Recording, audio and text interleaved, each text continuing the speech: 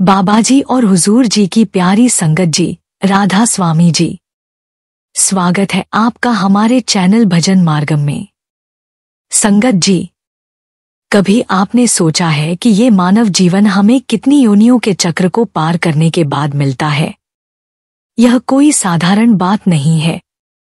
ये जन्म देवताओं को भी सुलभ नहीं होता, फिर चाहे वो पशु पक्षी हों, कीट पतंगे या अन्य योनियां, उन सबसे श्रेष्ठ और दुर्लभ है यह मनुष्य शरीर।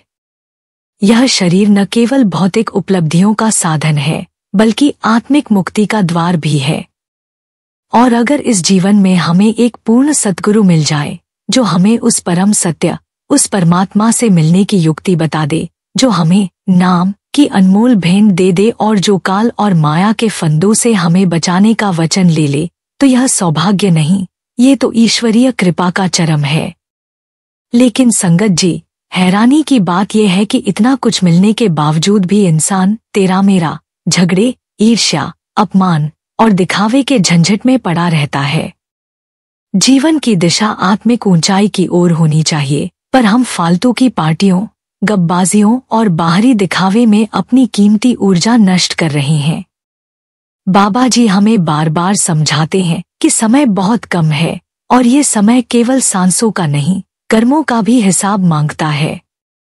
यदि अभी भी हम संभल जाए, तो अपने वर्तमान और भविष्य दोनों को उज्जवल बना सकते हैं। तो करना क्या है संगत जी? केवल भजन सुमिरन और ध्यान ही नहीं, बल्कि ऐसे कुछ विशिष्ट पुण्य कर्म भी करने हैं जो हमारी आत्मा को ऊंचा उठाते हैं और हमारे भाग्य का नक्शा बदल देते हैं। क्या आपने कभी गौर किया कि कुछ लोग बिना ज्यादा मेहनत के भी संपन्न रहते हैं और कुछ पूरी जिंदगी संघर्ष करके भी खाली हाथ रह जाते हैं? क्यों होता है ऐसा? क्या केवल मेहनत ही पर्याप्त है? नहीं संगत जी, संत महात्मा बताते हैं कि समृद्धि केवल कर्म से नहीं आती, वह पुण्य से आती है। और पुण्य भी वो जो आत्मा की गहराई से, सच्चे भाव से किया जाए, न कि दिखावे के लिए। जब हम ब्रह्मांड को यह संकेत देते हैं कि हम देने के लिए तैयार हैं, सहयोग और सेवा के लिए तत्पर हैं, तब ब्रह्मांड हमें उससे कई गुना अधिक लौटाता है। बाबा जी ने कहा है, ये योनि चक्र एक जेल खाना है।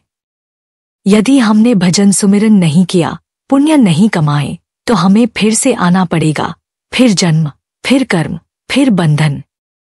लेकिन अगर हम इस जीवन में पुण्य कर्म कर लें, तो कम से कम अगला जन्म, अगली यात्रा सुखमयी हो सकती है। परिवार में शांति हो, जीवन में तरक्की हो, मन में संतोष हो, ये सब पुण्य का ही फल है। इसलिए संगत जी, इस वीडियो में हम जानेंगे ऐसे 20 दिव्य और सरल पुण्य कर्म, जो न केवल आपके वर्तमान को सुधरेंगे, बल्कि आपके भविष्य को भी संवार सकते हैं। ये वो कर्म हैं जो आपके भाग्य के बंद दरवाजों को खोल सकते हैं और आपको ऐसा आत्मिक धन दे सकते हैं जिसे न समय छीन सकता है, न संसार की कोई शक्ति। तो आइए समझते हैं वो पुण्य कर्म जो आपके जीवन को वास्तव में धनवान बना सकते हैं, बाहर से भी और भीतर से भी। इसलिए संगत जी, इस वीडियो में अंत तक जुड़े रहिएगा, क्योंकि हो सकता है इन 20 पुण्य कर्मों में से कोई एक ऐसा कर्म आपके जीवन की दिशा ही बदल दे। ये बातें केवल सुनने की नहीं, अपनाने की हैं। जो आत्मा इन पुण्य मार्गों पर चल पड़ी, उसके लिए भाग्य भी रास्ता बदल देता है। और हाँ, अगर आप हमारे चैनल भजन मार्गम पर नए हैं, तो कृपया सब्सक्राइब जरूर करें, ताकि बाबा जी की अमूल्य शिक्षाएं आपके जीवन में निरंतर पहुंचती रहें। तो संगत जी, सबसे पहला और सर्वोच्च पुण्य कर्म जो हर आत्मा को करना ही चाहिए, वो है हर दिन ईश्वर का ध्यान करना। इससे ऊपर कोई पुण्य नहीं, क्योंकि यही वह मूल आधार है जिससे जीवन में शांति, स्पष्टता और सच्ची समृद्धि आती है। जब हम हर दिन कुछ समय निकालकर शांत चित्त से मालिक की याद में बैठते हैं, तो यह केवल एक साधना नहीं रहती, यह एक आत्मिक निवेश बन जाती है। ऐसा निवेश जो न केवल हमारे वर्तमान को सुखद बनाता है, बल्कि हमारे भविष्य को भी रोशन करता है। ध्यान का अर्थ है अपने चंचल मन को ईश्वर की उपस्थिति में टिकाना, उसकी शक्ति, प्रेम और करुणा को भीतर महसूस करना। जब हम इस प्रकार प्रतिदिन ध्यान करते हैं, तो धीरे धीरे हमारे मन की बेचैनी, चिंता और बाहरी भागदौड़ का प्रभाव कम होने लगता है। हमारा चित्त निर्मल होता है, विचारों में स्पष्टता आती है और हमारी निर्णय लेने की क्षमता तेज हो जाती है। यह मानसिक स्पष्टता ही वह मूल पूंजी है जो जीवन में आने वाले अवसरों को पहचानने में हमारी सहायता करती है। संत महात्मा कहते हैं कि जो व्यक्ति ईश्वर से जुड़ जाता है वह भीतर से पूर्ण हो जाता है और वही आंतरिक पूर्णता धीरे धीरे बाहरी समृद्धि, सफलता और धन को खींच लाती है।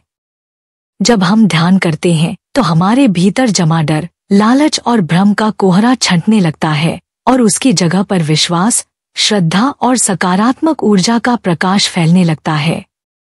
यही ऊर्जा, संगत जी, एक चुंबक की तरह ब्रह्मांड से समृद्धि और सौभाग्य को हमारी ओर आकर्षित करती है। आपको घंटों ध्यान करने की आवश्यकता नहीं, केवल 10 से 15 मिनट सुबह ब्रह्मा मुहूर्त में या रात को सोने से पहले आंखें बंद करके अपनी सांसों पर ध्यान देना या किसी पवित्र मंत्र या ईश्वर के नाम का सुमिरन करना भी पूर्ण ध्यान है। यह छोटा सा अभ्यास जब प्रतिदिन किया जाए तो हमारे चित्त को निर्मल करता है और यह निर्मलता ही हमें शांति, संतुलन और धन समृद्धि की ओर ले जाती है। ऐसे में हम केवल सांसारिक रूप से ही नहीं बल्कि आत्मिक रूप से भी धनवान बनते हैं। इसलिए संगत जी, हर दिन कुछ समय ईश्वर के ध्यान को समर्पित कीजिए। यह न केवल आत्मिक सुख देता है बल्कि आपके जीवन में सच्ची समृद्धि का द्वार भी खोलता है। यही आत्मा का वास्तविक धन है जिसे न समय मिटा सकता है, न कोई चुरा सकता है। संगत जी, अब समझते हैं दूसरा पुण्य कर्म, सच्चे मन से सेवा करना अर्थात निस्वार्थ सेवा। यह कोई मामूली बात नहीं बल्कि आत्मा की सच्ची अभिव्यक्ति है। जब हम किसी की मदद सिर्फ इसलिए करते हैं क्योंकि हम उसकी पीड़ा को महसूस करते हैं, बिना किसी स्वार्थ, लालच या प्रशंसा की चाह के, तो वही सेवा सच्चे अर्थों में पुण्य बन जाती है। कहते हैं, नेकी कर और दरिया में डाल, यही निस्वार्थ सेवा का सार है। जब आप किसी को भोजन देते हैं, किसी अनजान बुजुर्ग को सड़क पार कराते हैं, किसी रोते हुए को ढांढस देते हैं या किसी के अकेलेपन में उसकी बात चुपचाप सुन लेते हैं और बदले में आपको कोई शाबाशी नहीं चाहिए, कोई नाम या प्रसिद्धि नहीं चाहिए, तो जान लीजिए आपने परमात्मा की सबसे प्रिय सेवा की है। संत महापुरुष कहते हैं, जब सेवा में मैं समाप्त हो जाता है तब ईश्वर प्रकट होता है। यह सेवा हमारे भीतर के अहंकार को गलाती है और उस स्थान पर करुणा, संवेदना और विनम्रता को जगह देती है। यही कारण है कि ब्रह्मांड ऐसी सेवा को विशेष प्रेम से देखता है। एक सत्य घटना है, एक महिला रोज मंदिर के बाहर बैठी एक बूढ़ी अंधी महिला को खाना खिलाती थी, खुद मंदिर में प्रवेश किए बिना। वर्षों तक वह यही करती रही। एक दिन जब वह स्वयं बीमार हो गई और आर्थिक तंगी में फंसी तो बिना किसी को बताए मदद उसके पास अपने आप आने लगी। किसी ने दवाई भेज दी, किसी ने राशन, किसी ने किराया भर दिया, सब कुछ बिना मांगे। संगत जी, यही है सेवा का अदृश्य पुण्य जो समय आने पर चुपचाप फलता है। ध्यान रहे, सेवा का मतलब यह नहीं कि आप कोई बड़ा मंच बनाएं या अखबार में नाम छपे। सेवा वहाँ होती है जहाँ प्रेम होता है, संवेदना होती है। जब आप किसी की थकी हुई आत्मा को मुस्कुरा कर देख लेते हैं, किसी की बात सहानुभूति से सुन लेते हैं या किसी भूखे को रोटी दे देते हैं, तो ये छोटे कर्म भी ब्रह्मांड की दृष्टि में विशाल पुण्य होते हैं। और जब ये छोटे छोटे कर्म आपकी आदत बन जाते हैं तो धीरे धीरे आपका जीवन हर दिशा से समृद्ध होने लगता है, केवल धन से नहीं बल्कि रिश्तों की मिठास, सम्मान की वर्षा और आत्मिक शांति से भी। सच्ची सेवा, संगत जी, वह है जो दिखावे के लिए नहीं, दिल से की जाती है। ऐसी सेवा न तो किसी मंच की मोहताज होती है, न तालियों की, और यही सेवा अंततः ईश्वर की कृपा को आपके जीवन में आमंत्रित करती है। फिर जीवन में जो सुख आता है वह स्थायी होता है, न चुराया जा सकता है, न खोया जा सकता है। इसलिए निस्वार्थ सेवा को जीवन का हिस्सा बनाइए, क्योंकि यही वह बीज है जो आपके भाग्य में अदृश्य वरदानों की फसल उगा देता है। संगत जी, अब समझते हैं अगला पुण्य कर्म, दान देना, चाहे वह कितना भी छोटा क्यों न हो। कहावत है, चमकते दिए की शुरुआत एक छोटी सी बाती और थोड़े से तेल से होती है। उसी तरह दान भले ही अल्प हो, पर उसका असर गहरा और दूरगामी होता है। दान का मतलब केवल पैसा देना नहीं है, बल्कि अपनी कमाई, समय, वस्तु, ज्ञान या स्नेह का कोई अंश उस व्यक्ति को देना है जिसे उसकी आवश्यकता हो, और वह भी बिना किसी अपेक्षा के, बिना किसी दिखावे के। संत महात्मा कहा करते थे कि दान करने से डर और अभाव समाप्त होते हैं, क्योंकि दान करने वाला व्यक्ति यह स्वीकार कर लेता है कि उसके पास पर्याप्त है। और जब यह भाव आपके भीतर से निकलता है, तो ब्रह्मांड इसे एक संकेत के रूप में ग्रहण करता है कि यह आत्मा और अधिक पाने योग्य है। यह भावना ही ब्रह्मांडीय नियमों को सक्रिय कर देती है, और वही व्यक्ति जो थोड़ा दे रहा है, उसे 100 गुना लौटाया जाता है। एक वास्तविक उदाहरण लीजिए। एक रिक्शा चलाने वाला व्यक्ति रोज मंदिर जाते समय मंदिर के बाहर बैठे भिखारी को 2 रोटियां दे दिया करता था। खुद की आमदनी सीमित थी, लेकिन कभी भूखा नहीं सुलाया। एक दिन उसकी हालत बिगड़ी, अस्पताल जाना पड़ा, लेकिन वही भिखारी, जिसे वह रोज खाना देता था, भीख मांगकर उसके इलाज के लिए पैसे लेकर आया। संगत जी, यह है दान का चमत्कार। यह कब, कैसे और किस रूप में आपके पास लौटेगा, यह केवल परमात्मा जानता है। दान केवल रुपयों में नहीं होता। आप अपने ज्ञान का दान कर सकते हैं, किसी गरीब छात्र को पढ़ाकर, समय का दान कर सकते हैं, किसी अकेले बुजुर्ग को थोड़ा वक्त देकर, कौशल का दान कर सकते हैं, किसी को हुनर सिखाकर, और मुस्कान का दान कर सकते हैं, किसी दुखी को दिलासा देकर। ये सब छोटे छोटे कर्म जब श्रद्धा और निस्वार्थता से किए जाते हैं, तो यह केवल सामने वाले को नहीं, आपकी आत्मा को भी समृद्ध करते हैं। संत कहते हैं, जो देता है वही राजा होता है। दान करने से मन में विशेष प्रकार की निडरता आ जाती है, क्योंकि जो किसी का दुख बांट चुका होता है, उसे अपने भविष्य का डर नहीं सताता। वह जानता है कि जब मैंने किसी जरूरतमंद के जीवन में रोशनी दी है, तो मालिक मेरे अंधेरों को भी मिटाएगा। यही कारण है कि भले आपकी आमदनी सीमित हो, हर दिन या हर सप्ताह थोड़ा सा दान जरूर करें। यह आदत धीरे धीरे आपके जीवन से अभाव, डर और चिंता को हटाकर वहां धन, संतोष और आत्मिक तृप्ति का प्रवाह शुरू कर देती है। दान केवल पाने का माध्यम नहीं है, यह आपके भीतर से लेकर ब्रह्मांड तक को शुद्ध करने वाली शक्ति है।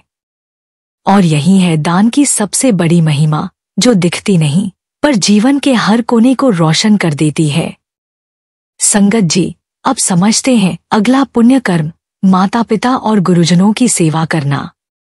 यह कोई साधारण कार्य नहीं, बल्कि ऐसा पुण्य है जो सप्त समुंदर के बराबर गहरा और आकाश जितना ऊंचा माना गया है। माता पिता और गुरु हमारे जीवन की 2 ऐसी दिव्य शक्तियां हैं, जो हमें न केवल जन्म और पालन पोषण देती हैं, बल्कि जीवन की जटिल राहों में रोशनी बनकर मार्ग दिखाती हैं।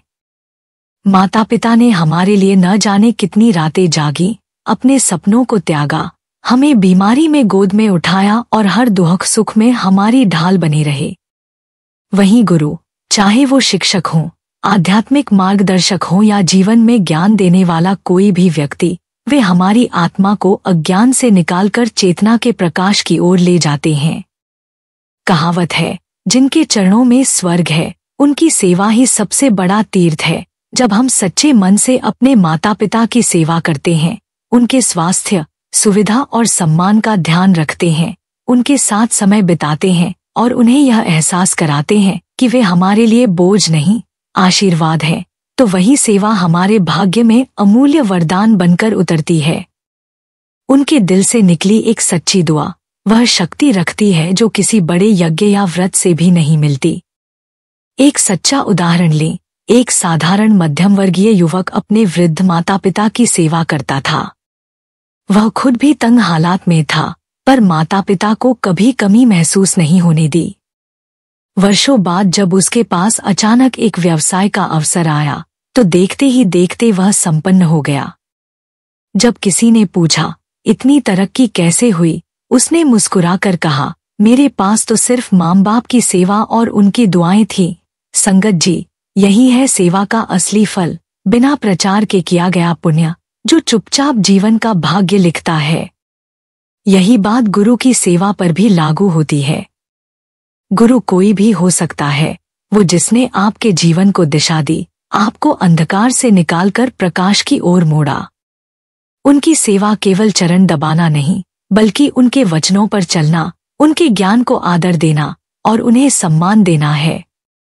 संत महात्मा कहते हैं, ईश्वर तक पहुंचने का सबसे सरल मार्ग माता पिता और गुरु की सेवा है, क्योंकि जब हम इन पवित्र रिश्तों का मान करते हैं, ब्रह्मांड को यह संकेत जाता है कि हम कृतज्ञ, विनम्र और सेवा भाव से युक्त आत्माएं हैं, और ब्रह्मांड ऐसे व्यक्तियों के लिए समृद्धि, शांति और सफलता के द्वार अपने आप खोल देता है। सेवा का अर्थ केवल शारीरिक सहायता देना नहीं होता, बल्कि भावनात्मक सहारा देना, समय देना, प्रेमपूर्वक बातें करना, उनकी राय का सम्मान करना, ये सब भी सेवा की ही ऊंचाई है।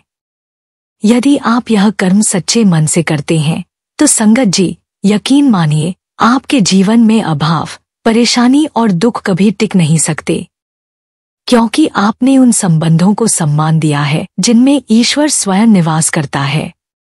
यही सेवा का वास्तविक पुण्य है, जो जीवन को भीतर से समृद्ध और बाहर से सफल बना देता है।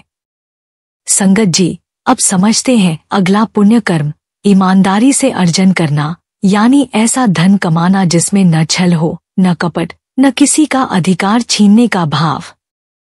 कहते हैं, मेहनत की कमाई में बरकत होती है और छल की कमाई में अशांति। धन कमाना एक सामान्य बात हो सकती है, लेकिन धर्म, सच्चाई और नैतिकता के मार्ग पर चलकर धन अर्जित करना, यह वास्तव में एक महान और पुण्य कर्म है। यह वही धन होता है जो केवल हमारे पास आता ही नहीं, बल्कि हमारे जीवन में टिकता है, फलता फूलता है और साथ ही सुख, सम्मान और संतोष भी लेकर आता है। आजकल के समय में कई लोग छोटी सी सफलता के लिए बड़े बड़े समझौते कर लेते हैं। टैक्स चोरी, झूठे वादे, गैरकानूनी व्यापार या किसी और की मेहनत पर अपना अधिकार जमाना, ये सब अब चालाकी मानी जाती है। लेकिन संगत जी, जैसे खोटे सिक्के चल नहीं पाते, वैसे ही बेईमानी की कमाई देर तक नहीं ठहरती। ऐसा धन चाहे ऊपर से बड़ा दिखे, लेकिन भीतर से डर, बेचैनी और खोखलापन ही देता है। एक सच्चा उदाहरण लें। एक छोटा सा सब्जी बेचने वाला व्यक्ति रोज सुबह मंदिर जाकर ईश्वर को प्रणाम करता और कहता, मालिक, आज भी मैं किसी को गलत तराजू से नहीं तौलूंगा, चाहे कम मुनाफा हो जाए। सालों तक उसकी दुकान साधारण ही रही, लेकिन फिर एक दिन किसी बड़े व्यापारी ने उसकी ईमानदारी से प्रभावित होकर उसे अपने होटल के लिए सप्लायर बना लिया। धीरे धीरे वह व्यक्ति शहर का सबसे भरोसेमंद थोक विक्रेता बन गया। आज वह संपन्न है, लेकिन उसके पास जो सुकून है, वह लाखों में कमाने वालों के पास भी नहीं। संत महापुरुषों ने कहा है कि जो धन ईमानदारी से कमाया जाता है, उसमें ईश्वर का स्पर्श होता है। वह धन केवल सुविधाएं नहीं लाता, बल्कि आत्मसंतोष, आत्मगौरव और आंतरिक आनंद भी देता है। जब हमें यह मालूम होता है कि हमने किसी को धोखा नहीं दिया, किसी का हक नहीं छीना, तब हमारे भीतर एक गहरी शांति होती है, जो न किसी बैंक में मिलती है, न किसी बड़ी गाड़ी में। ईमानदारी से अर्जन करने का अर्थ है अपना हर कार्य पूर्ण निष्ठा, परिश्रम और सच्चाई से करना। चाहे आप एक छोटा दुकानदार हों, एक ऑफिस में कर्मचारी हों, या किसी ऊंचे पद पर बैठे अधिकारी, जब आप ईमानदारी से काम करते हैं, तो ब्रह्मांड स्वयं आपके लिए अवसरों के द्वार खोल देता है। हाँ, यह रास्ता धीमा हो सकता है, पर इसका फल गहरा और स्थायी होता है। संगत जी, अगर आप चाहते हैं कि आपके जीवन में धन लंबे समय तक ठहरे, बने और आपके घर में सुख और शांति के साथ बना रहे, तो हमेशा धर्म और सच्चाई के रास्ते से कमाएं। यही सच्चा पुण्य है, यही आत्मा की तपस्या है, और यही वह मार्ग है जो ईश्वर की कृपा और ब्रह्मांड की सहायता को आपकी ओर खींचता है। याद रखिए, धन वही है जो सुकून दे, और वो तभी मिलता है जब कमाई में सच हो। संगत जी, अब समझते हैं अगला पुण्य कर्म, शुद्ध आचरण रखना मन, वचन और कर्म से। कहावत है, जैसा बीज वैसी फसल। हमारे विचार, शब्द और कर्म यही हमारे भविष्य का बीज हैं। जब हमारे मन में किसी के लिए बुरा विचार न आए, हमारी वाणी किसी को चोट पहुंचाने की बजाय सम्मान दे और हमारे कर्म किसी को हानि पहुंचाने की जगह सहारा दें, तब हमारा आचरण वास्तव में शुद्ध कहलाता है। शुद्धता केवल कपड़े या शरीर की सफाई तक सीमित नहीं है, यह आत्मा की स्वच्छता है। शुद्धाचरण वह दीपक है जिसकी लौ न केवल हमारे जीवन को प्रकाशित करती है, बल्कि हमारे चारों ओर ऐसी ऊर्जा फैलाती है जो लोगों को, अवसरों को और धन को हमारी ओर खींच लाती है। संत महापुरुष कहते थे, शुद्धात्मा ही ईश्वर को प्रिय होती है। शुद्ध आचरण का सीधा संबंध हमारे भाग्य से है। हम जैसा सोचते हैं वैसा बोलते हैं और जैसा बोलते हैं वैसा कर्म करते हैं। यही तीनों मिलकर हमारे जीवन की दिशा तय करते हैं। यदि मन में द्वेष, ईर्ष्या या छल है, तो वही नकारात्मकता हमारे जीवन में घटनाओं के रूप में लौटती है। लेकिन यदि हमारे विचार प्रेमपूर्ण हैं, हमारी वाणी मधुर है और हमारे कर्म दूसरों को संबल देते हैं, तो ब्रह्मांड भी उसी ऊर्जावान प्रेम को कई गुना बढ़ाकर लौटाता है। हाँ, यह रास्ता कठिन होता है क्योंकि मन सबसे बड़ा छलिया है। लेकिन यदि हर दिन हम सजग होकर इस पर ध्यान दें कि आज मैंने क्या सोचा, कैसे बोला और क्या किया, तो यह अभ्यास हमें आत्मिक रूप से इतना मजबूत कर देगा कि नकारात्मक परिस्थितियां भी हमें डिगा नहीं पाएंगी। ऐसे व्यक्ति पर लोग भरोसा करते हैं, उसके रिश्ते मधुर होते हैं और धन भी स्थायी रूप से टिकता है, क्योंकि ब्रह्मांड उसे योग्य समझता है। संगत जी, इसलिए हर दिन यह आत्मचिंतन करें, क्या मेरा मन किसी के प्रति गलत तो नहीं सोच रहा? क्या मेरी वाणी सम्मान दे रही है? क्या मेरे कर्म प्रेरणादायक है? यही शुद्ध आचरण है और यही वह आत्मिक सुगंध है जो ईश्वर और समृद्धि दोनों को आकर्षित करती है। याद रखिए, जहाँ पवित्रता होती है वहाँ परमात्मा स्वयं निवास करता है। यही सच्चा पुण्य है और यही जीवन को धन, शांति और संतोष से भरने वाली राह है। संगत जी, अब समझते हैं अगला पुण्य कर्म, अपने कार्य में परिश्रम और प्रेम भरना। कहावत है, जिस काम में दिल न हो वो रोटी भी पत्थर जैसी लगती है। ठीक वैसे ही जब हम कोई काम केवल मजबूरी, डर या दबाव में करते हैं, तो उसमें न उत्साह होता है, न ऊर्जा और न ही वो परिणाम जो हमें मिल सकते थे। ऐसा कार्य केवल शरीर को थकाता है, आत्मा को नहीं छूता। लेकिन जब हम अपने काम को पूरे प्रेम, निष्ठा और समर्पण के साथ करते हैं, तो वही कार्य साधना बन जाता है, तपस्या बन जाती है। और ऐसी तपस्या कभी व्यर्थ नहीं जाती। संत महापुरुष कहा करते थे, हर कार्य को ईश्वर की पूजा समझकर करो। जब हम अपने कार्य को भगवान की भेंट समझकर करते हैं, चाहे वह एक छोटा सा काम क्यों न हो, तो उसमें हमारी मेहनत के साथ साथ आत्मिक ऊर्जा भी जुड़ जाती है। और यही ऊर्जा उस काम को साधारण से असाधारण बना देती है। एक सच्ची घटना है, एक मोची जो रोज अपने फुटपाथ पर बैठकर बड़े प्रेम और सफाई से लोगों के जूते ठीक करता था। वह हर ग्राहक को मुस्कान के साथ सेवा देता, बिना किसी दिखावे के, बिना जल्दीबाजी के। सालों बाद उसी जगह से गुजरते हुए एक बड़े जूता ब्रांड के मालिक ने उसकी ईमानदारी और शिल्प देखकर उसे अपने वर्कशॉप में काम दे दिया और वह व्यक्ति वहां से अपनी खुद की दुकान तक पहुंचा। ये थी उस प्रेम से किए गए छोटे से काम की शक्ति। परिश्रम का अर्थ केवल शरीर को थकाना नहीं होता संगत जी। यह मानसिक एकाग्रता, जिम्मेदारी, निष्ठा और स्वाभाविक ईमानदारी का सम्मिलन है। और जब इस परिश्रम में प्रेम भी जुड़ जाता है, यानी हमें अपने काम से खुशी मिले, एक उद्देश्य नजर आए और हम उसे अपने अस्तित्व का हिस्सा मान लें, तब वह काम केवल आजीविका नहीं रहता, वह जीवन का साधन और आत्मा का विस्तार बन जाता है। देखिए, जिन लोगों को अपने काम से प्यार होता है वो थकते नहीं। वो हर दिन कुछ नया सीखते हैं, कुछ नया रचते हैं और ऐसे लोग न केवल धन कमाते हैं बल्कि नाम और आत्मसंतोष दोनों अर्जित करते हैं। जो भी कार्य करें उसे छोटा या कम महत्वपूर्ण न समझें। चाहे वह एक चाय की दुकान हो, एक घर की सफाई हो या किसी कंपनी का नेतृत्व, अगर उसमें दिल और मेहनत दोनों शामिल हैं तो वह काम आपको ऊपर उठाएगा। इसलिए संगत जी, जो भी कर्म करें उसे ईश्वर की सेवा समझकर करें। उसमें आत्मा, प्रेम और तपस्या का मेल हो। यही है वो अदृश्य सिद्धि जो आपको धीरे धीरे ऊंचाइयों तक ले जाती है।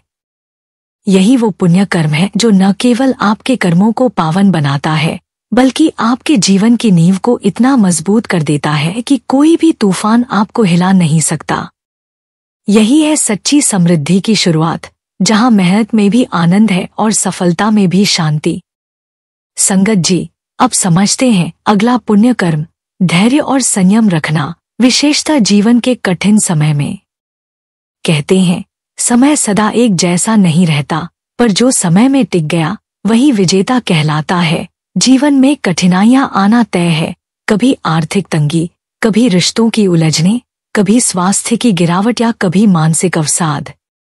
ऐसे समय में मनुष्य टूटने लगता है और उसे लगता है कि अब रास्ता बदल लेना चाहिए, हार मान लेना ही बेहतर है। लेकिन संगत जी, यही वो मोड़ होता है जहां पर इंसान की आत्मिक परिपक्वता और पुण्य की वास्तविक परीक्षा होती है। धैर्य का अर्थ है चाहे कैसी भी परिस्थिति आ जाए, हम अपने संतुलन को न खोए, और संयम का अर्थ है अपने विचारों, वाणी और कर्मों पर नियंत्रण बनाए रखना। जो व्यक्ति संकट में भी इन दो गुणों को थामे रहता है, वही जीवन की ऊंचाइयों तक पहुंचता है।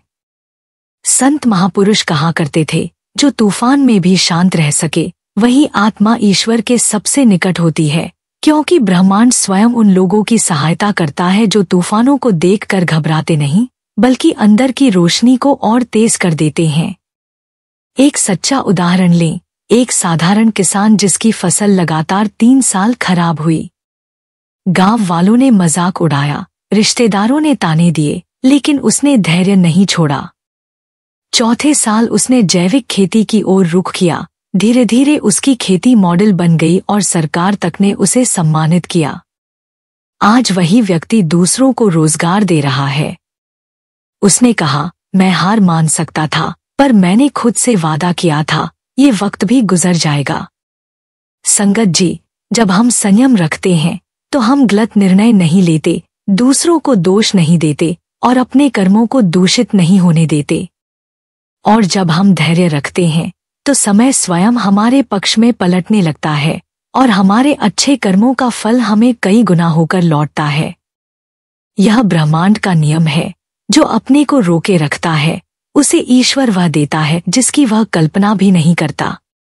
कई बार जीवन रुक गया सा लगता है, जैसे कोई रास्ता न बचा हो, जैसे अंधकार ही अंधकार हो। ऐसे समय में खुद से कहिए, यह ईश्वर की परीक्षा है और मैं इसे पार करूंगा। यह आत्मबल आपको टिकाए रखेगा, और जब समय बदलेगा तो संगत जी, वह सिर्फ आपको उठाएगा नहीं, आपको उड़ने का अवसर देगा। यही है धैर्य और संयम का अद्भुत चमत्कार, जो न सिर्फ जीवन की कठिनाइयों को पार करवाता है, बल्कि आपको उस आंतरिक और बाहरी समृद्धि तक पहुंचाता है जिसकी आपने कभी कल्पना भी नहीं की होती। यही पुण्य है, यही आत्मा की विजय है, और यही ईश्वर की सच्ची कृपा को आकर्षित करने का मार्ग है। संगत जी, अब समझते हैं अगला पुण्य कर्म, प्रभु का आभार जताना, रोजाना धन्यवाद देना। कहावत है, जिसने शुक्रिया कहना सीख लिया उसने कृपा बरसाना भी सीख लिया। बहुत बार हम जीवन में उन चीजों पर ध्यान नहीं देते जो हमारे पास हैं, बल्कि बस उसी की कमी गिनते रहते हैं जो हमें अभी तक नहीं मिला। यही कारण है कि हमारी आंखें भरी थाली को छोड़कर खाली कटोरी पर टिक जाती हैं और हमें जीवन में सिर्फ अभाव ही दिखाई देता है। लेकिन संगत जी, जब हम हर दिन पूरे दिल से प्रभु का धन्यवाद करते हैं, अपने माता पिता, परिवार, तन-मन की सेहत, 2 वक्त की रोटी, छत और जिंदगी की छोटी छोटी खुशियों के लिए, तो हमारे भीतर एक बहुत ही सुंदर ऊर्जा जगती है, जिसे कृतज्ञता कहते हैं। संत महात्मा कहा करते थे, कृतज्ञ हृदय ही ईश्वर को सबसे प्रिय होता है, और ऐसा हृदय कभी खाली नहीं रहता। जब हम ब्रह्मांड को यह संदेश देते हैं कि हे प्रभु, आपने जो भी दिया मैं उसका आभारी हूँ, तब ब्रह्मांड और अधिक देने के लिए तत्पर हो जाता है। यह कोई कोरी कल्पना नहीं, बल्कि अनेकों जीवनों में देखी गई सत्यता है। एक सच्चा उदाहरण लें। एक साधारण महिला थी जो रोज सुबह उठकर भगवान को हाथ जोड़कर सिर्फ इतना कहती, प्रभु, जो कुछ भी दिया उसी में आनंद है। उसके पास बड़ा घर नहीं था, नहीं लग्जरी चीजें, पर उसके चेहरे पर संतोष की जो चमक थी वह कई अमीरों में नहीं दिखती थी। सालों बाद जब उसका बेटा एक बड़ी कंपनी में अफसर बना तो किसी ने उससे पूछा, तुमने ऐसा क्या किया जो इतनी कृपा मिली? वह बोली, मेरी माँ ने सिखाया था, जो है उसका शुक्र मनाओ, बाकी प्रभु खुद पूरा कर देगा। संगत जी, आप दिन की शुरुआत में या रात को सोने से पहले सिर्फ 5 मिनट प्रभु से बात करें। कहें, हे प्रभु, आज जो कुछ भी आपने दिया उसके लिए धन्यवाद। चाहे वह थोड़ा हो या बहुत, मैं संतुष्ट हूँ। यह छोटा सा अभ्यास धीरे धीरे आपके अंदर एक गहरा संतोष, विश्वास और सकारात्मक ऊर्जा भरता है। यही ऊर्जा फिर ब्रह्मांड में प्रतिध्वनि बनकर लौटती है और आपके जीवन में अवसर, धन, प्रेम और शांति लेकर आती है। याद रखिए संगत जी, कृतज्ञता कोई छोटा कर्म नहीं है। यह वह सूक्ष्म पुण्य है जो आपके वर्तमान को रोशन करता है और भविष्य को समृद्ध बना देता है।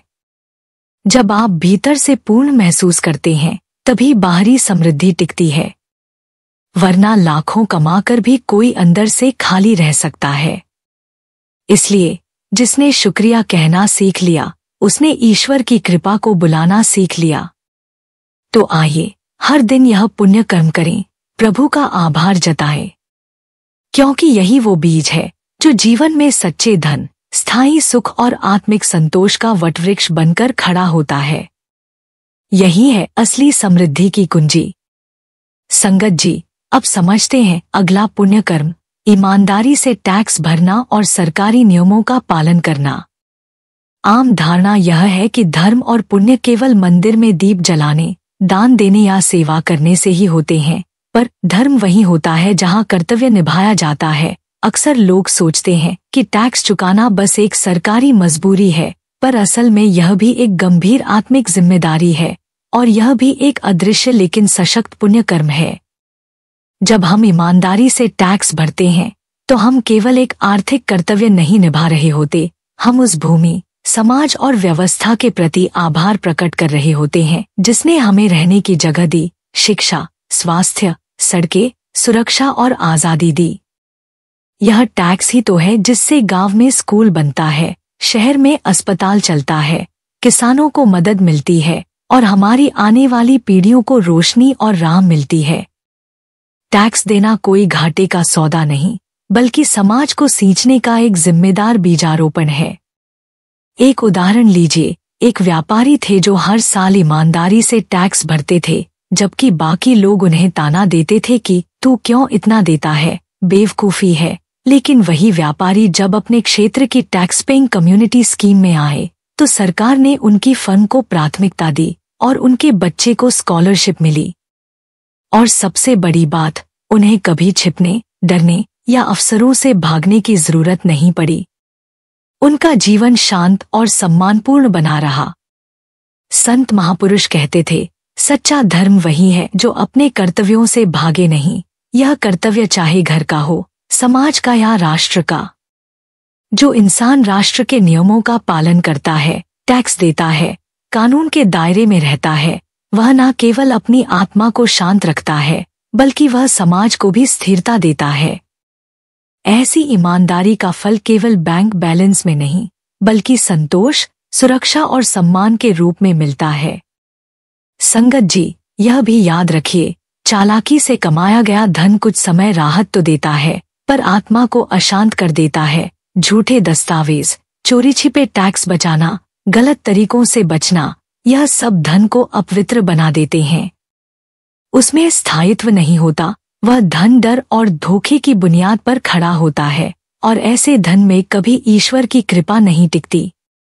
जो व्यक्ति ईमानदारी से जीता है, टैक्स देता है, समाज के नियमों का पालन करता है, वह अपने बच्चों के लिए भी एक आदर्श मिसाल छोड़ता है और ब्रह्मांड की दृष्टि में वह इंसान योग्य आत्मा माना जाता है और उसकी झोली में दीर्घकालिक सुख, स्थिरता और समृद्धि स्वतः चली आती है।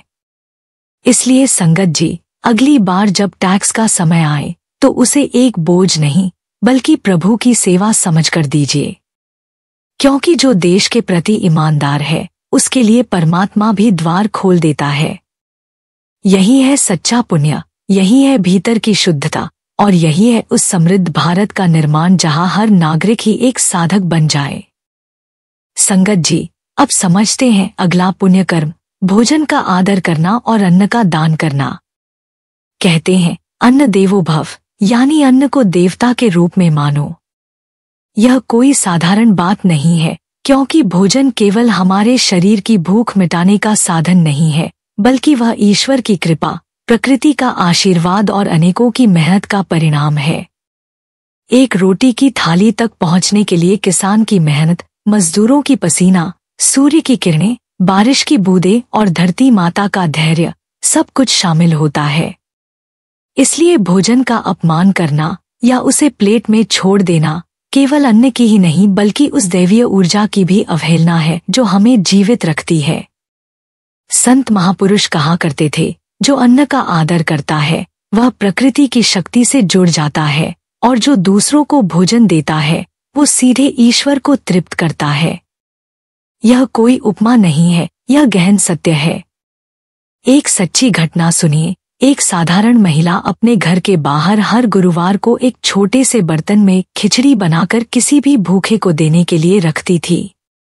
उसने कभी ज्यादा नहीं सोचा, बस नियत रखी। कुछ ही महीनों बाद उसकी बेटी को एक सरकारी स्कॉलरशिप मिली जो पहले असंभव लग रही थी। जब लोगों ने पूछा कैसे हुआ तो वो बोली, मैंने कुछ नहीं किया, बस थोड़ा सा अन्न बांटा था, शायद उसी का फल है। संगत जी, अन्न का दान सबसे सीधा और प्रभावशाली पुण्य कर्म माना गया है, क्योंकि यह सीधे जीवन की रक्षा करता है। जब आप किसी भूखे को खाना देते हैं, बिना दिखावे, बिना उम्मीद के, तो वह सिर्फ एक पेट नहीं भरता, वह आपके भाग्य को भी भरता है। कहते हैं, जिसने किसी भूखे को तृप्त किया, उसने ईश्वर को अर्घ्य दिया, और ये कोई कोरी कहावत नहीं, हजारों जीवनों की सच्चाई है। अक्सर लोग सोचते हैं कि हमारे पास तो खुद ही कम है, हम क्या देंगे, लेकिन संगत जी, पुण्य का मापराशि नहीं होती, भावना ही उसका मूल्य है। जब आप अपने हिस्से की रोटी में से एक हिस्सा भी किसी जरूरतमंद को दे देते हैं, तो वह कर्म आपके जीवन की दरिद्रता, तनाव और मानसिक क्लेश को भी दूर करने लगता है। अन्न का दान आत्मा को भी तृप्त करता है और जिसके मुंह से दुआ निकलती है वो सीधे आपकी किस्मत के ताले खोल सकती है। इसलिए संगत जी, भोजन को कभी भी हल्के में न लें। उसे आदर से ग्रहण करें, बचाएं और दूसरों के साथ बांटें। जिस थाली से खाओ उसका मान रखो, यह सिर्फ कहावत नहीं, एक जीवन सूत्र है। जब भी मौका मिले किसी भूखे को प्रेम से अन्न दीजिए, क्योंकि भूखे को रोटी और आत्मा को संतोष एक साथ देने वाला कर्म सबसे तेज फल देने वाला पुण्य बन जाता है। यही भोजन का सम्मान, यही अन्न का दान आपकी समृद्धि की जड़ें गहराई तक सींचता है और जीवन को भीतर से भी और बाहर से भी पूर्ण बनाता है। यही है सच्चा धर्म और यही है प्रभु की सच्ची सेवा। संगत जी, अब समझते हैं अगला पुण्य कर्म, पवित्र पुस्तकों का अध्ययन करना और उस ज्ञान से दूसरों को प्रेरित करना। कहते हैं, अज्ञान अंधकार है और ज्ञान वह दीपक है जो जीवन को दिशा देता है। भगवद गीता, उपनिषद, रामायण, संतवाणी, ये केवल धार्मिक ग्रंथ नहीं बल्कि मानव आत्मा की खुराक है। जब हम इनका अध्ययन करते हैं तो हम केवल अक्षर नहीं पढ़ रहे होते, हम अपनी आत्मा को प्रभु से जोड़ रहे होते हैं। ये ग्रंथ हमें यह सिखाते हैं कि जीवन केवल सांसों की गिनती नहीं बल्कि चेतना की दिशा है। वे हमें सिखाते हैं कि कर्म क्या है, धर्म क्या है और जीवन का उद्देश्य कैसे प्राप्त किया जा सकता है। संत महापुरुष कहते थे, पवित्र पुस्तकों का अध्ययन आत्मा की सफाई है जब हम हर दिन कुछ समय इन ग्रंथों को पढ़ते हैं तो हमारे विचार शुद्ध होते हैं, हमारे निर्णयों में स्पष्टता आती है और हमारी आत्मा एक नई रोशनी से भर जाती है। लेकिन संगत जी, इससे भी उच्चतम पुण्य तब होता है जब हम इस ज्ञान को अपने तक सीमित नहीं रखते बल्कि इसे दूसरों से साझा करते हैं। एक उदाहरण से समझिए, एक युवक जो जीवन की उलझनों में डूबा हुआ था, एक दिन किसी ने उसे भगवद गीता का एक श्लोक समझाया, कर्मण्येवाधिकारस्ते मा फलेषु कदाचन। उस एक पंक्ति ने उसकी सोच को पूरी तरह बदल दिया। उसने शिकायत करना छोड़ दिया और निष्काम भाव से कर्म करने लगा। कुछ वर्षों में वह न केवल सफल हुआ बल्कि औरों के लिए भी प्रेरणा बन गया। यह है ज्ञान का दान, और दानों में सबसे श्रेष्ठ दान। विद्या ददाति विनयम, ज्ञान विनम्रता देता है और विनम्रता आत्मिक उन्नति का द्वार खोलती है। जब आप किसी परेशान व्यक्ति को एक संत की पंक्ति सुनाते हैं, किसी भ्रमित को रास्ता दिखाते हैं या किसी को प्रभु की ओर मोड़ने का प्रयास करते हैं, तो आप न केवल उसका जीवन बदल रहे होते हैं बल्कि अपना भाग्य भी संवार रहे होते हैं। यह कर्म ब्रह्मांड को अत्यंत प्रिय होता है और इसका फल चुपचाप आपके जीवन में आने लगता है, अच्छे अवसरों, शुद्ध संगत, आर्थिक स्थिरता और आंतरिक शांति के रूप में। इसलिए संगत जी, हर दिन कम से कम 10 मिनट किसी पवित्र पुस्तक को पढ़ने का संकल्प लीजिए और फिर जो आपने सीखा वह एक बात, एक पंक्ति, एक विचार किसी एक व्यक्ति से जरूर साझा कीजिए। यह कार्य दिखावे का नहीं बल्कि आत्मा के सच्चे प्रेम से होना चाहिए। यही साधारण सा अभ्यास धीरे धीरे विशाल पुण्य का रूप ले लेता है और आपके जीवन में ऐसे दिव्य परिवर्तन लाता है जिनका अनुमान भी नहीं लगाया जा सकता। यही है सच्चा ज्ञान, यही है सच्चा पुण्य और यही है प्रभु से जुड़ने का सबसे सरल और सुंदर मार्ग। संगत जी, अब समझते हैं अगला पुण्य कर्म, प्राकृतिक संसाधनों का संरक्षण करना। कहा गया है, जैसी करनी वैसी भरनी, और जब बात प्रकृति की हो तो यह सिद्धांत और भी गहराई से लागू होता है। प्रकृति ईश्वर की सबसे मौन पर सबसे विशाल कृपा है। जल, वायु, सूर्य, धरती और वृक्ष, ये सभी बिना किसी शोर, बिना किसी शर्त के हमारे जीवन को चलाते हैं। ये न तो बिल भेजते हैं, न शिकायत करते हैं, फिर भी हर क्षण हमारे लिए काम करते हैं। क्या यह केवल संसाधन है? नहीं, ये तो प्रभु की जीवित व्यवस्था है। संत महापुरुष कहा करते थे, जो प्रकृति का सम्मान करता है वही सच्चे अर्थों में धर्म को निभाता है। जब आप किसी पौधे को जल देते हैं, एक नल को बंद करते हैं, प्लास्टिक की जगह कपड़े का थैला उठाते हैं या एक पेड़ लगाते हैं, तो वह केवल एक व्यवहारिक कार्य नहीं होता, वह एक आत्मिक निवेदन बन जाता है। हे प्रभु, मैं तेरी सृष्टि से प्रेम करता हूँ। एक उदाहरण से समझिए, एक छोटे गांव के स्कूल में शिक्षक ने बच्चों को एक पेड़ लगाने का काम दिया। बच्चों ने अपने अपने नाम से एक पौधा लगाया। एक बच्चा रोज जाकर अपने पौधे से बात करता, उसे पानी देता और प्यार करता। कुछ ही वर्षों में वह पेड़ सबसे बड़ा और हरा भरा हो गया। उस पेड़ की छाया में आगे चलकर बच्चों का एक पाठशाला भवन बना और उसी पेड़ के नीचे बैठकर कई वर्षों तक पढ़ाई होती रही। यह केवल पर्यावरण सेवा नहीं थी, यह अदृश्य पुण्य का वह बीज था जिसने पीढ़ियों को छाया दी। आज जब हम पानी बर्बाद करते हैं, हवा को प्रदूषित करते हैं, पेड़ों को अंधाधुंध काटते हैं या कचरा गलियों में फेंकते हैं, तो यह ईश्वर की देन का अपमान होता है। लेकिन जब हम इन संसाधनों को सम्मान देते हैं, तो वही ब्रह्मांड हमारे लिए नए अवसर, बेहतर स्वास्थ्य और स्थिर धन का मार्ग खोलता है। याद रखिए, धरती माँ है और माँ की सेवा करने वाला कभी दुर्भाग्यशाली नहीं होता। इसलिए संगत जी, चाहे वह एक पौधा लगाना हो, बिजली की स्विच बंद करना हो, गाड़ी कम चलाना हो या पानी की एक बूंद बचाना हो, ये सब नन्हे नन्हे कर्म जब प्रेम और चेतना से किए जाए तो वे सबसे बड़े पुण्य में बदल जाते हैं। और फिर जब धरती प्रसन्न होती है तो वह आपको स्वस्थ शरीर, खुशहाल परिवार और शांत जीवन के रूप में आशीर्वाद देती है। यही प्रकृति का सम्मान है, यही सच्चा धर्म है और यही भविष्य को सुरक्षित करने वाला पुण्य कर्म। जो धरती का आदर करता है वह स्वयं ईश्वर का आदर करता है, और ऐसा व्यक्ति कभी सूखा नहीं रहता, न भीतर से और न बाहर से। संगत जी, अब समझते हैं अगला पुण्य कर्म, दूसरों को माफ करना और द्वेष से मुक्त होना। कहते हैं क्षमा वीरस्य भूषणम, यानी माफ कर देना कमजोरों की नहीं बल्कि आत्मिक रूप से शक्तिशाली व्यक्ति की पहचान होती है। जीवन में कभी न कभी हमें कोई ना कोई ऐसा जरूर मिलता है जो शब्दों से चोट पहुंचाता है, धोखा देता है या हमारे विश्वास को तोड़ता है। लेकिन जब हम उन घटनाओं को कसकर पकड़ लेते हैं, उन्हें बार बार याद करते हैं, तो असल में हम अपने ही मन में जहर घोलते हैं जो न हमें आगे बढ़ने देता है, न ही भीतर शांति रहने देता है। संत महापुरुष कहा करते थे, माफी आत्मा का प्रकाश है जो क्रोध के अंधकार को पिघला देता है। जब आप माफ करते हैं तो आप उस व्यक्ति को नहीं, खुद को आजाद करते हैं। द्वेष यानी मन में किसी के लिए लगातार नकारात्मक भावना पालना, यह आपके ऊर्जा केंद्रों को ब्लॉक कर देता है। आप धन चाहते हैं, शांति चाहते हैं, रिश्तों में प्रेम चाहते हैं, पर जब भीतर द्वेष होगा तो यह सब आते हुए भी रुक जाएगा। एक उदाहरण से समझिए, एक महिला को उसकी सास ने वर्षों तक ताने मारे, अपमानित किया। लेकिन जब महिला ने उसे माफ कर दिया और मन से शांति चुनी, तो धीरे धीरे वही घर उसका सम्मान करने लगा, बच्चे उससे जुड़ गए और उसकी सेहत, समृद्धि, सब कुछ सुधरने लगा।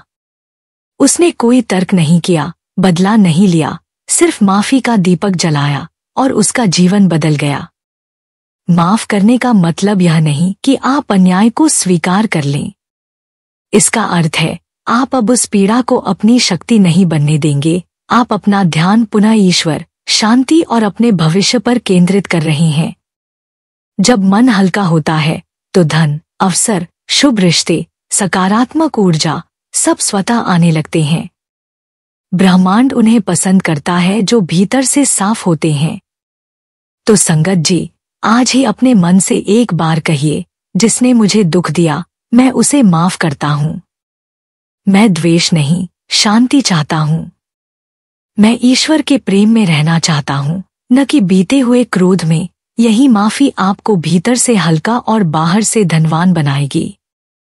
यही सच्चा पुण्य कर्म है जो न सिर्फ आपके जीवन को समृद्ध करता है बल्कि आत्मा को भी प्रभु से जोड़ता है। संगत जी, अब समझते हैं अगला पुण्य कर्म, हर दिन किसी के चेहरे पर मुस्कान लाना। कहते हैं जिसका दिल साफ हो उसकी मुस्कान खुदा की इनायत जैसी होती है। जिंदगी में चाहे हमारे पास कितना भी धन, ओहदा या प्रसिद्धि क्यों न हो, लेकिन अगर हम किसी टूटे हुए दिल को मुस्कान दे सकें, किसी रोते हुए को थोड़ी उम्मीद दे सकें, तो समझ लीजिए कि हम सच्चे अर्थों में ईश्वर के बहुत पास हैं। संत महात्मा कहा करते थे कि वह इंसान जो दूसरों को आनंद देता है वही ईश्वर का सच्चा दूत होता है। मुस्कान देना कोई साधारण बात नहीं, यह आत्मा की करुणा और प्रेम का सर्वोच्च प्रकटीकरण है। जरा सोचिए, किसी निराश बच्चे को टॉफी देना, किसी बुजुर्ग को सड़क पार कराने में मदद करना, किसी दुखी को गले लगाकर यह कहना सब ठीक हो जाएगा, ये छोटे छोटे कर्म नहीं हैं, ये ब्रह्मांड में फैलने वाली ऊर्जा के बीज हैं जो कई गुना होकर आपके जीवन में लौटते हैं। एक बार की बात है, एक रिक्शा चालक रोज अपने रिक्शे पर मुस्कान मुफ्त है का बोर्ड लगाता था। जब लोगों से वह किराया लेता तो साथ में दिल से मुस्कुराता और कहता, आपका दिन शुभ हो। कई लोग उसे छोटा समझते थे, लेकिन उसका यही व्यवहार उसकी सवारी बढ़ाता गया। लोग उसे ढूंढते थे। धीरे धीरे उसी मुस्कान की वजह से उसकी आमदनी भी बढ़ी और जीवन में सम्मान भी मिला। मुस्कान ने उसका भाग्य बदल दिया। जब आप दूसरों के जीवन में रोशनी लाते हैं तो ईश्वर खुद आपकी झोली खुशियों से भर देता है। यह कर्म चाहे जितना छोटा हो, किसी थके इंसान को पानी देना, किसी दुकानदार से मुस्कुराकर बात करना, किसी काम के लिए धन्यवाद कहना, ये सब आपके कर्मों की थाली में हीरे मोती जैसे पुण्य जोड़ते हैं। संगत जी, रोज खुद से पूछिए, क्या मैंने आज किसी को मुस्कुराया? यदि उत्तर हाँ है तो समझ लीजिए कि आपने उस दिन एक नया आशीर्वाद अर्जित किया है, जो जीवन को समृद्धि, आनंद और प्रेम से भर देगा। यही सच्चा पुण्य है, यही आत्मा की असली कमाई और यही प्रभु को प्रसन्न करने का सरलतम रास्ता है। संगत जी, अब समझते हैं अगला पुण्य कर्म, नकारात्मक विचारों और शब्दों से बचना। कहते हैं जैसा सोचोगे वैसा ही बनोगे, और यह सिर्फ कहावत नहीं बल्कि ब्रह्मांड का गहरा आध्यात्मिक सिद्धांत है। हमारे विचार हमारे जीवन की चाबी हैं। जब मन में बार बार यह चलता है, मैं नहीं कर सकता, मेरे भाग्य में नहीं है, मेरे साथ हमेशा बुरा ही होता है, तो ये विचार धीरे धीरे हमारे जीवन की वास्तविकता बन जाते हैं। संत महात्मा कहते थे विचार ब्रह्मांड को दिए गए आदेश होते हैं। जब हम खुद को कमजोर, असहाय या अभागा मानते हैं तो हम ब्रह्मांड को यह संकेत भेजते हैं कि हमें कुछ बड़ा नहीं चाहिए, और परिणाम स्वरूप ब्रह्मांड भी उतना ही देता है जितनी हमारी सोच है। एक उदाहरण लें, एक गरीब किसान हर दिन अपने खेत को देखकर कहता, यह जमीन तो बंजर है, इसमें क्या उगेगा, और सच में उसमें कुछ नहीं उगा। लेकिन जब उसके ही पड़ोसी ने उसी जैसी जमीन में हर दिन मेहनत के साथ कहा, मेरी मेहनत रंग लाएगी, ईश्वर की कृपा से फसल अच्छी होगी, तो कुछ महीनों में उसकी जमीन हरी भरी हो उठी। फर्क जमीन में नहीं, सोच में था। इसी तरह हमारे शब्द भी मंत्र जैसे होते हैं। अगर हम दिन भर शिकायतें करते हैं, कभी चैन नहीं, सब बेकार है, मुझसे कुछ नहीं होगा, तो यह शब्द हमारी ऊर्जा को भारी बना देते हैं। हमारा ऑरा, जो हमारी आत्मा की ऊर्जा होती है, मंद पड़ जाती है, और जब आभा मंद होती है तो आकर्षण शक्ति भी कम हो जाती है। लेकिन जब हम प्रेम से, सकारात्मकता से, कृतज्ञता से बात करते हैं, जैसे ईश्वर मेरे साथ है, हर दिन बेहतर हो रहा है, मैं योग्य और समर्थ हूँ, तो हमारी आभा चमकने लगती है और ब्रह्मांड खुद रास्ते खोलने लगता है। संगत जी, अगर आप सचमुच समृद्ध बनना चाहते हैं तो पहले अपने विचारों और शब्दों की सफाई कीजिए। हर दिन खुद से कहिए, मैं ईश्वर की कृपा से परिपूर्ण हूँ, मैं योग्य हूँ, मेरा जीवन सुंदर है, सब कुछ मेरे पक्ष में बदल रहा है। यही शब्द, यही विचार आपके जीवन को स्वर्ण से भी अधिक मूल्यवान बना देंगे। याद रखिए, कड़वे बोल और कड़वे विचार जीवन की मिठास छीन लेते हैं, लेकिन मीठी सोच और मधुर वाणी भाग्य को बदल सकती है। यही सच्चा पुण्य है, अपने अंदर की दुनिया को इतना सुंदर बना देना कि बाहर की दुनिया भी वैसी ही हो जाए। संगत जी, अब समझते हैं एक और महान पुण्य कर्म, धार्मिक और आध्यात्मिक संस्थाओं को सहयोग देना। यह कर्म सिर्फ ईंट और पत्थरों की इमारतों के लिए सहायता नहीं है, यह उन स्थलों को पुष्ट करने का कार्य है जहां आत्मा को भोजन मिलता है, शांति मिलती है और जीवन को दिशा। जैसे वृक्ष को सींचा जाए तो वह केवल फल नहीं देता, बल्कि छाया, हवा और सौंदर्य भी देता है, वैसे ही जब आप किसी मंदिर, आश्रम, सत्संग स्थल, ध्यान केंद्र, गौशाला या आध्यात्मिक गुरु द्वारा संचालित सेवा संस्था को सहयोग करते हैं, आप केवल एक व्यक्ति की नहीं, असंख्य आत्माओं की उन्नति में सहभागी बनते हैं। संत महात्मा कहते थे कि जहां आत्मा का कल्याण होता है, वहां एक रत्ती दान भी 1000 गुना फल बन जाता है। इसका कारण यह है कि ये संस्थाएं केवल पूजा का स्थान नहीं होती, ये ऐसे ऊर्जा केंद्र होते हैं जहां कोई भूखा पेट भरता है, कोई टूटे मन वाला सुकून पाता है, कोई उलझा व्यक्ति सत्संग में जाकर नई राह देखता है। अब सोचिए, जब इन सब में एक रोटी, एक दीपक, एक चटाई, एक माइक, एक शब्द या एक मुस्कान भी आपके कारण संभव हो जाए, तो उसका पुण्य कितना गहरा होगा। एक उदाहरण लें, मान लीजिए किसी सत्संग में आपने 500 रुपए का माइक दान किया। सत्संग में 200 लोग आए और वह माइक से गुरु की वाणी सबने सुनी। उन सभी की आत्मा को जो शांति मिली, उसका हर कतरा आपके पुण्य खाते में जुड़ गया। और वह पुण्य किसी बैंक की एफडी की तरह केवल जमा नहीं होता, वह जीवन के हर मोड़ पर चुपचाप मदद करता है, कभी स्वास्थ्य बनकर, कभी संतान की भलाई बनकर, कभी अजीब समय में अनजानी मदद बनकर। यह जरूरी नहीं कि सहयोग बड़ा हो। एक छोटा पौधा, एक थाली भोजन, एक घंटा सेवा, जब वह श्रद्धा और विनम्रता से दिया जाता है तो वह सीधा ईश्वर तक पहुंचता है। बूंद बूंद से घट भरता है और यही सहयोग धीरे धीरे आपके जीवन को स्थिरता, आशीर्वाद और समृद्धि से भर देता है। याद रखिए, जो आत्मा की यात्रा में निवेश करता है उसके सांसारिक रास्ते अपने आप आसान हो जाते हैं, क्योंकि तब ब्रह्मांड समझ जाता है कि यह आत्मा जागरूक है, सेवाभावी है और तब ईश्वर खुद उसके जीवन की जिम्मेदारी उठाता है। इसलिए संगत जी, जब भी अवसर मिले ऐसे स्थानों को सहयोग दीजिए जहां आत्मा के दीप जलते हैं। यही सच्चा दान है, यही आत्मिक निवेश है और यही वह बीज है जिससे भविष्य में धन, शांति और परम कृपा का वटवृक्ष पनपता है। संगत जी, अब समझते हैं एक अत्यंत महत्वपूर्ण पुण्य कर्म, संतुलित जीवन जीना, भोग और योग में सामंजस्य स्थापित करना। जीवन में न तो केवल भोग ही अंतिम सत्य है और न ही तप ही सर्वोच्च लक्ष्य। अति सर्वत्र वर्जयेत, यह कहावत हमें यही सिखाती है कि जीवन में हर चीज का संतुलन ही सही रास्ता है।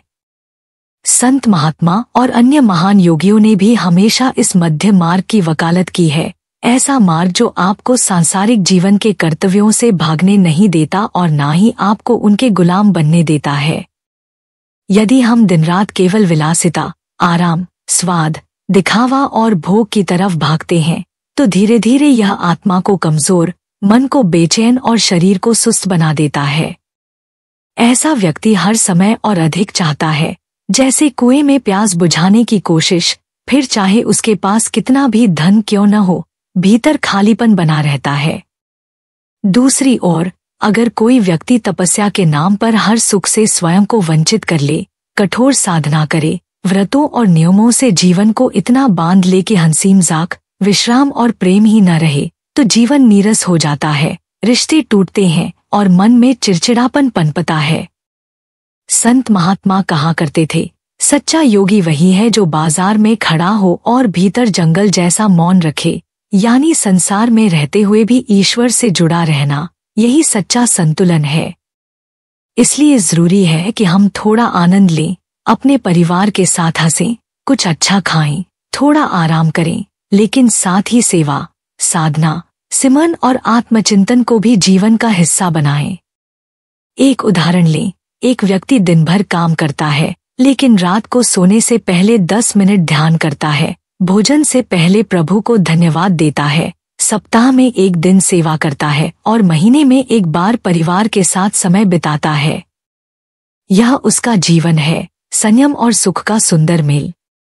यही संतुलन उसे बर्नआउट से बचाता है और उसे आत्मिक रूप से भी समृद्ध बनाता है। संगत जी, ऐसे संतुलित जीवन में ना लोभ होता है, ना डर। ऐसे लोग जीवन को समझदारी से जीते हैं, वे भोग में डूबते नहीं, योग में सूखते नहीं। यही संतुलन उन्हें धन, स्वास्थ्य, प्रेम और आत्मिक आनंद चारों क्षेत्रों में सफलता देता है। इसलिए हर दिन खुद से एक सवाल पूछिए, क्या मैं संतुलन में जी रहा हूँ? यदि उत्तर हाँ है, तो समझ लीजिए आप उसी मार्ग पर हैं जहाँ भोग भी आनंद देता है, योग भी दिशा देता है और जीवन भी ईश्वर से भरपूर हो जाता है। यही सच्चा पुण्य है और यही जीवन की सबसे सुंदर उपलब्धि। संगत जी, अब समझते हैं एक और गहरा पुण्य कर्म विवेक से खर्च करना और संचय करना, बिना कंजूसी के। यह बात तो सही है कि ना उधारी के चोचले और ना कंजूसी की जकड़न, दोनों ही जीवन को विषम बना देते हैं। धन का उद्देश्य केवल खर्च करना नहीं होता और न ही हर एक पैसे को तिजोरी में बंद कर देना ही समझदारी कहलाता है। असली बुद्धिमत्ता तो यह है कि हम अपने धन को सद्बुद्धि से खर्च करें और आवश्यकता अनुसार संयम पूर्वक संचय भी करें। यही विवेक है और यही धन को पुण्य में बदलने की कला है। संत महात्मा कहा करते थे कि धन का सदुपयोग पुण्य है और उसका दुरुपयोग पाप।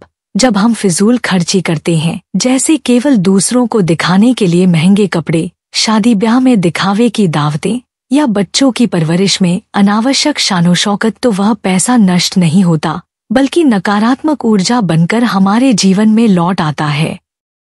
आपने देखा होगा, ऐसे लोग अक्सर मानसिक तनाव, कर्ज और असंतोष से घिरे रहते हैं। दिखावे की दौड़ में वे सुकून खो बैठते हैं। अब दूसरी तरफ कुछ लोग इतने अधिक संचय करते हैं कि खर्च करने से भी डरते हैं, हर छोटी चीज पर 100 बार सोचते हैं। न जरूरत पर खर्च, न दूसरों की मदद, यह कंजूसी नहीं बल्कि दरिद्रता की मानसिकता है। ब्रह्मांड इसे ऐसा संकेत मानता है कि आप अभाव में हैं और विश्वास की कमी से ग्रसित हैं। परिणामस्वरूप ऐसे लोग भले ही बैंक में लाखों रखें, मगर मन में हमेशा डर, अकेलापन और सूखापन अनुभव करते हैं। इसलिए सच्चा मार्ग है संतुलन का। जरूरत की चीजों पर खुले दिल से खर्च करें, लेकिन दिखावे से नहीं। अपने बच्चों की शिक्षा, घर की जरूरी सुख सुविधा, बीमार माता पिता की देखभाल या किसी जरूरतमंद की मदद, ये वो खर्च हैं जो पुण्य बनकर लौटते हैं। साथ ही भविष्य के लिए एक संतुलित संचय करें ताकि समय आने पर आपको दूसरों के आगे हाथ न फैलाने पड़े। संगत जी, अब हम समझते हैं एक और अत्यंत सुंदर और प्रभावशाली पुण्य कर्म, हर दिन एक छोटा सत्कर्म करना। अक्सर हम सोचते हैं कि पुण्य केवल मंदिर बनवाने, बड़ी सेवा या दान से ही मिलता है, परंतु बूंद बूंद से ही घट भरता है, यह कहावत सटीक बैठती है इस विषय पर।